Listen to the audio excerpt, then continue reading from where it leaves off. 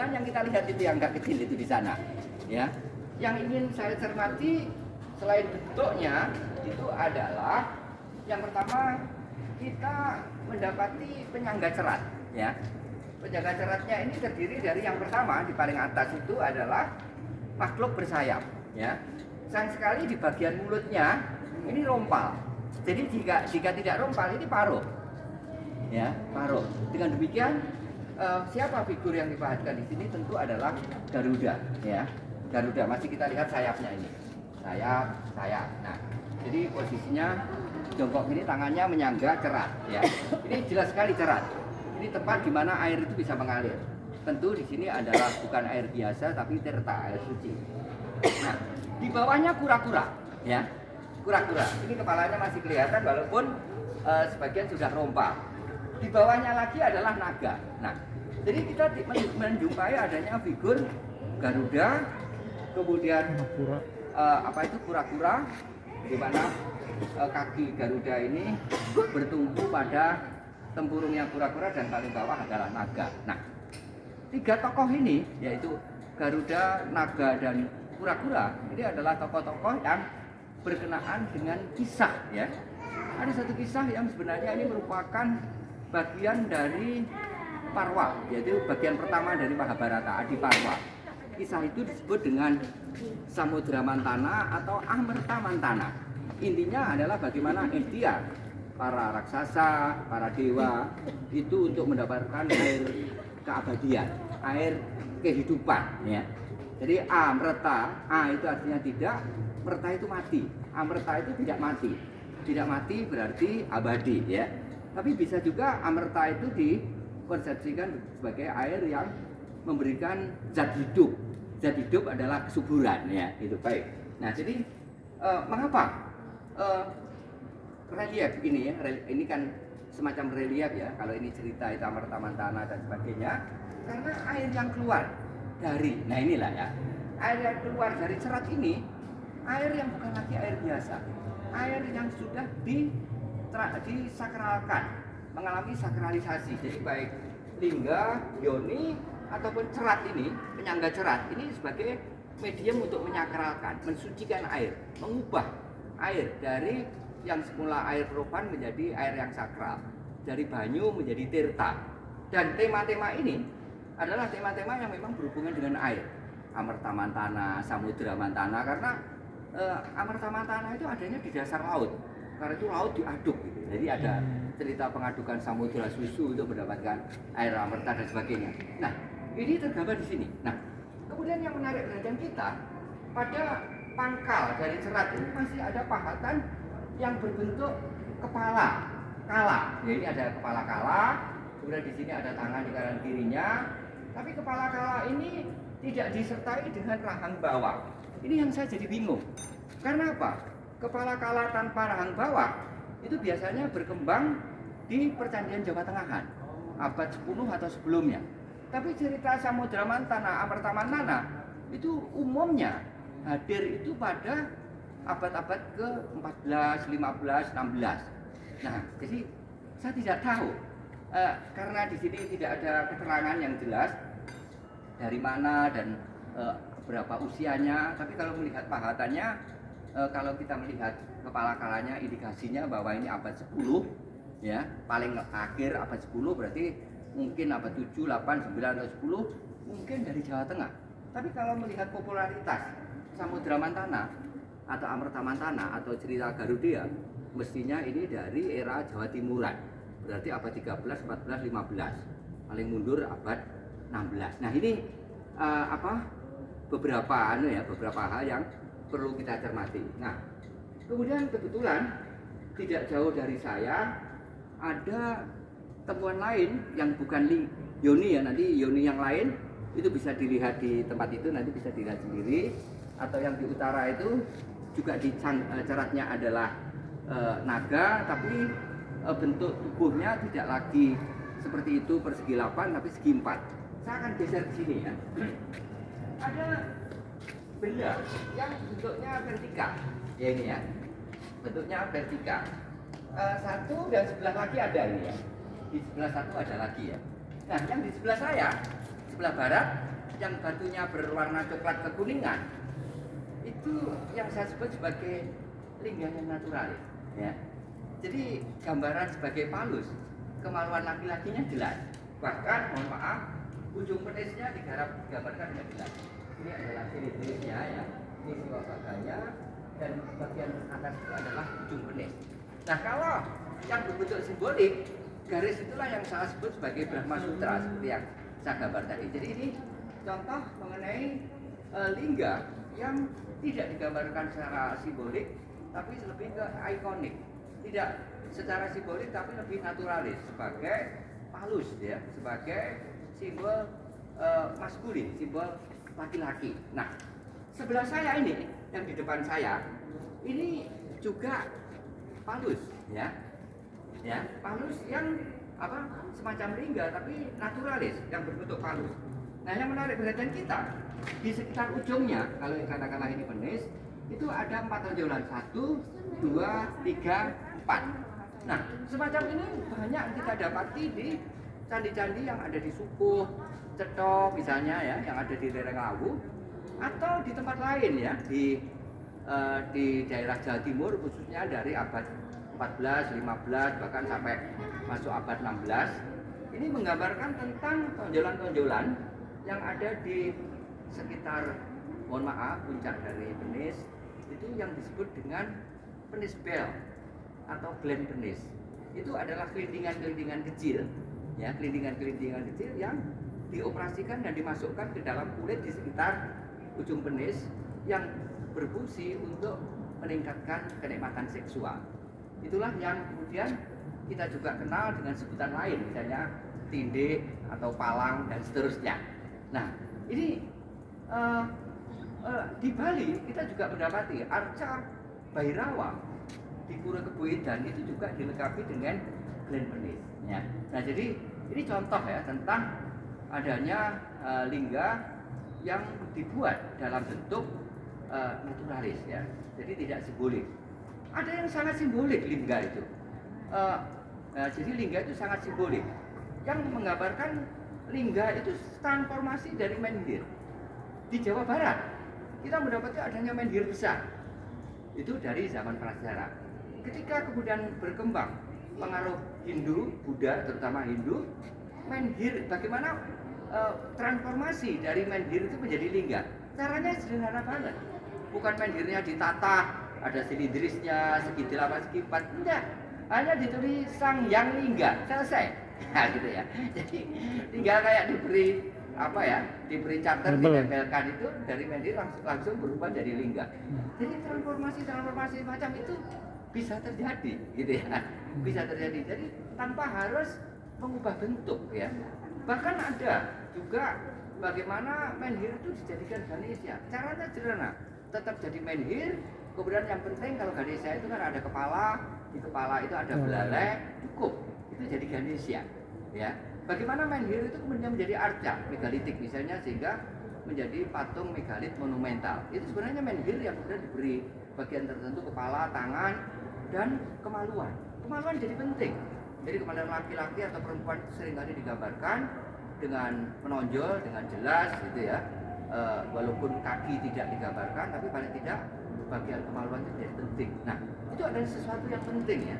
Oleh karena itu di dalam sumber-sumber data teks, kemaluan laki-laki atau perempuan itu sebutannya adalah rahasia. Rahasia itu rahasia. Karena itu mesti dilindungi, ya, tertutup. Katakanlah bagian organ-organ tubuhnya yang lain tidak ditutupi, tapi kalau kemaluan itu ditutupi ya dengan rumbe-rumbe misalnya. Kalau laki-laki ya minimal kotekal, gitu ya. Atau kalau perempuan dulu, saya kebetulan tulis di Facebook, itu diberi penutup yang namanya badok. Ya. Jadi bentuknya seperti segitiga gitu, kayak gedung waru itu. Ditempelkan, kemudian diikatkan itu. Jadi minimal itu ya. Karena itu adalah sesuatu yang tidak diumbar ke publik, itu adalah rahasia. Bahwa itu penting, itu tergambar pada kata permono atau wawadinya. Sesuatu yang wadi, benda yang wadi itu benda yang penting. Karena sebutannya wawadinya atau barang kang permono itu sesuatu yang penting. Nah, jadi mengapa penting? Karena muasal kehidupan ada di situ, ya. pasal kehidupan ada di organ tubuh itu. Karena itu dalam Pararaton digambarkan bahwa keistimewaan Kendedes itu rahasianya, kemaluannya itu mubiar haburuk, jadi memancarkan sinar. Karena itu sebutannya mubiar haburuk, muruk memancarkan sinar. Jadi yang bersinar bukan betesnya Kendedes itu, rahasianya. Nah, ini mirip dengan kalau lingga, itu mirip dengan apa yang saya sebut tadi, apa itu prabalingga, ya. Lingga yang berperaba. Kalau ini kan kemaluan perempuan, ya. Jadi mubiar hamuruk rahasianya. Nah, itulah yang kemudian dijelaskan oleh guru rohani Angkro, yaitu Dangyang Logawe, ketika bertanya, Bapak perempuan macam apa yang rahasianya memancarkan sinar? Jawab Logawe, guru rohani Angkro, bahwa perempuan yang semacam ini adalah Stri Nariswari, wanita utama, stri, perempuan, Naraiswari utama. Ini adalah perempuan utama. Dari Stri Nariswari ini, siapapun lelakinya, ya, senista apapun, dia akan melahirkan raja-raja besar. Nah, itulah yang kemudian dari rahim Kendedes yang rahasianya memancarkan sinar beberapa itu, lahirlah raja-raja besar di Singasari dan kemudian berlanjut merupakan raja-raja besar di Majapahit dan seterusnya. Nah, ini semua berpangkal dari Lingga dan Yoni sebagai titik mula kehidupan, ya. Jadi pangkal kehidupan adalah ketika unsur feminin dan maskulin itu bertemu. Oleh karena itu sebenarnya Lingga dan Yoni itu menggambarkan koitus. Lingga dan Yoni itu menggambarkan sanggama, gitu ya. Nah, pada candi-candi yang ada di lereng laut, misalnya di Candi Sukuh misalnya, suatu saat kita perlu ke sana. Kita di gapura pertama, itu di lorongnya, itu digambarkan adanya palus. Ya, ini lingga yang berbentuk naturalis yang hampir bertemu dengan pulpa yang ada di tengahnya. Di Candi Cetho malah bukan mau bertemu, tapi palus itu sudah melewati pulpa, berarti sanggama sudah selesai. Tapi kalau di Sukuh, sanggama itu akan berlangsung. Jadi tema-tema penciptaan. Ini kan tema-tema penciptaan, tema-tema kelahiran, tema-tema asal muasal, baik itu asal muasal manusia, binatang atau tumbuhan. Ini acap hadir, dan karena itu dianggap penting dalam kehidupan, maka media-medianya itu diupacarai, ya. Media-medianya itu dijadikan media untuk melakukan ritual, ritus. Karena itu seperti yang saya katakan tadi, Lingga dan Yoni itu adalah media upacara, ya. Yang penting bukan medianya sebenarnya, tapi upacara dan tujuan upacara. Tujuan upacara itu untuk mendapatkan kesuburan. Lingga juga seringkali dipasang tidak hanya untuk kesuburan, tapi bisa juga untuk menolak bahaya, ya. Karena itu di bangunan suci, ya, candi misalnya, itu di pojok-pojok itu ditanam lingga patok, ya, lingga patok. Bahkan ada lingga patok itu diberi bangunan kecil kayak candi itu, kemudian kita sebut candi patok. Nah, jadi lingga itu juga bisa berfungsi sebagai garis batas, tapi juga menjadi pelindung dari area yang dibatasi oleh lingga-lingga itu. Ya, jadi areal itu menjadi batas mana yang sakral, mana yang perupan. Di dalam batas itu adalah area sakral, di luar itu adalah area perupan. Nah, jadi sekali lagi di sini memberikan gambaran kepada kita bahwa Lingga dan Yoni, termasuk di dalamnya Lingga yang kita bicarakan, itu bisa dijadikan media untuk mensucikan, media pensucian, ya. Oleh karena itu yang ada dibatasi oleh Lingga patok itu adalah area suci, di luarnya area yang tidak suci. Nah, baik, ini kemudian saya agak geser di sebelah sana, itu seperti lingga, tapi bentuknya adalah silindris dan segi 4 ada segi 8. Segi 8-nya yang paling bawah, ya. Ini ya. Jadi ada 3 bagiannya kelihatan. Ini adalah bagian yang silindris, ya. Kemudian ini persegi 8, ini segi 4. Jadi tribaganya kelihatan. Nah, dalam konteks ini lingga itu juga digunakan untuk media menuliskan prasasti. Nah, ini kan kelihatan prasastinya, ya. Jadi ada prasasti yang ditorehkan, dipahatkan pada media yang berupa lingga. Ini menjadi petunjuk kepada kita, ya, bahwa lingga itu penting. Sehingga apa yang dipahatkan di prasasti itu tidak menjadi kata-kata biasa, tapi kata-kata yang kemudian disucikan, kemudian terlindungi karena dipahatkan pada lingga. Kadang-kadang tidak lingga yang utuh semacam ini dan tinggi, kecil, yang saya sebut sebagai batu sima. Hanya batu yang silindris, bagian atasnya agak besar, di bawahnya segi empat, tapi juga ada tulisannya ini. Ini. Nah, jadi ini namanya batu sima ya. Jadi ini segi empat, biasanya nanti juga ditancapkan ke sesuatu, terus ini silindris, dan itu kita masih bisa melihat inskripsinya. Nah, jadi batu sima seperti yang saya sebutkan, kalau ada anugerah satu tanah perdikan itu di titik garis-garis batasnya, misalnya tanah perdikan ini di pojok ini itu diberi batu sima ya. Batu sima itu bisa berupa seperti itu. Nah, oleh karena itu kalau kemudian kita di lapangan menemukan batu sima saja tanpa ketemu prasastinya, itu indikator awal bahwa ada kemungkinan daerah di mana kita temukan batu sima itu konon merupakan desa perdikan atau tanah perdikan yang mungkin juga ada prasastinya, karena tanah perdikan itu mesti dikukuhkan melalui SK, iya tak? Kalau enggak, nanti pegangannya apa? Ya, ada charternya, ada SK-nya. Nah, SK-nya itu berupa prasasti.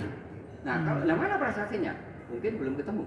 Tapi dengan adanya batu sima kita bisa perakirakan semacam itu ya. Jadi kita di sini banyak sekali menjumpai ukurannya berbeda-beda, yang besar, ya, seperti yang di sini ini 3 bagian besar. Ada yang macam-macam lainnya. Nah, ini naganya jelas banget. Dan ini adalah naga jenis kobra. Kita bisa melihat di sekitar kepala itu pekat, ya. Nah, jadi bukan ular biasa, itu adalah kobra. Nah, kemudian kalau seperti yang di tempat lain ya, yang tadi ada besar kayak yang di situ, naga itu kelihatan untuk membedakan naga dan ular. Naga itu bermahkota, ya. Jadi di bagian sini itu ada tonjolannya, ya, di sekitar itu ada tonjolannya. Itulah naga itu kelihatan sekali tuh, dia bermahkota itu ya, naga bermahkota. Banyak naga-naga yang kita dapati di Nusantara itu naga dengan sekitar kepala itu mengembang.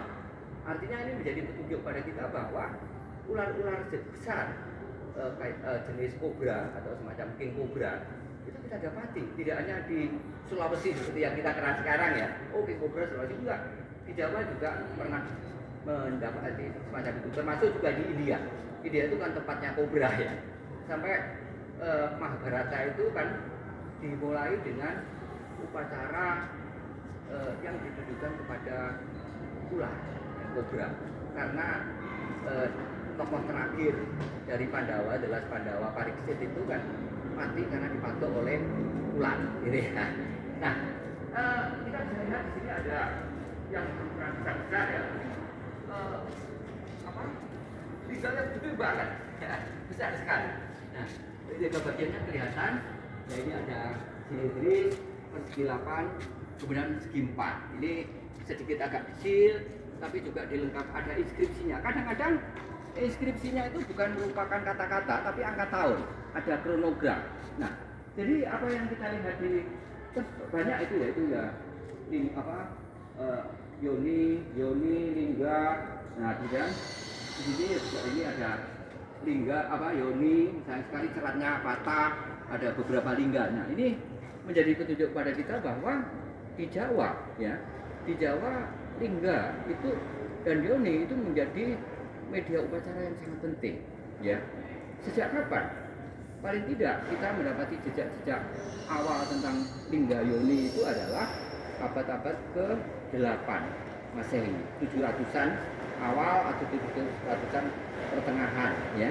Seperti yang saya sebut tadi tentang pendirian lingga di atas bukit dalam prasasti Canggal ya, yaitu pendirian lingga di atas Bukit Stirangga.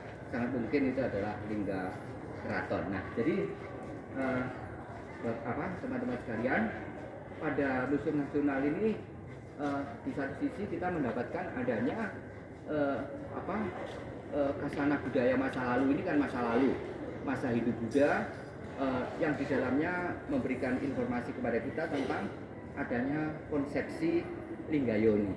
Nah, eh, tidak jauh dari Museum Nasional, di depannya di seberang jalan kita mendapati lingga yoni yang berukuran sangat besar. Lingga yoni artifisial dari masa yang jauh berbeda. Itu 60-an, 70-an yang kemudian kita kenal dengan Tugu Monas. Jadi kalau kemudian kita tarik gitu ya, ternyata kita menjumpai adanya lampau gini di tempat ini, di Museum Nasional kita mendapati konsepsi lingga yoni dari masa Hindu-Buddha abad 7, 8 dan seterusnya sampai Majapahit akhir abad 14, 15. Tapi kemudian kita melihat konsepsinya terus berlanjut hingga sekarang. Konsepsi lingga yoni itu tidak berhenti sampai berakhirnya masa Hindu-Buddha, terus berlanjut sampai sekarang. Mohon maaf ya, ada satu ritual yang juga menggunakan lingga naturalis, dalam hal ini adalah palus. Untuk apa? Untuk menyirnakan petaka ya, menyirnakan petaka. Di Jawa misalnya dikatakan kalau ada hantu telanjanglah gitu ya, maka hantu itu akan takut. Saya mohon maaf, saya pernah menulis satu tulisan itu dengan mengutip mantra-mantra Jawa yang berhubungan dengan palus atau vulva. Nah, kemudian ada satu hal yang menarik. Ada cerita di dalam pewayangan Jawa yang itu justru berkembang di lingkungan para petani ya. Cerita itu ditokohi oleh Bima. Nah, Bima itu pada sejumlah arca itu digambarkan itu kalau dia mengenakan cawat, maka palusnya itu kelihatan menonjol terbungkus cawat. Tapi tidak jarang ada beberapa Bima itu yang digambarkan telanjang bulat. Bahkan dari kemaluannya itu mengeluarkan air, dan air itu diyakini sebagai muasal dari sungai. Misalnya Kali Serayu, tuknya itu di Dieng namanya tuk Bimo Luka. Bimo yang luka itu melepas di sana, telanjang. Dan dari palusnya itu keluar air itu yang diyakini sebagai muasal dari Kali Serayu. Nah, ada Bima yang kekuatan palusnya itu bisa menyernakan petaka. Dalam hal ini adalah petaka yang menyerang sawah. Jadi hama sawah, kayak pereng. Dalam cerita Bimo Tulak namanya. Bimo Tulak.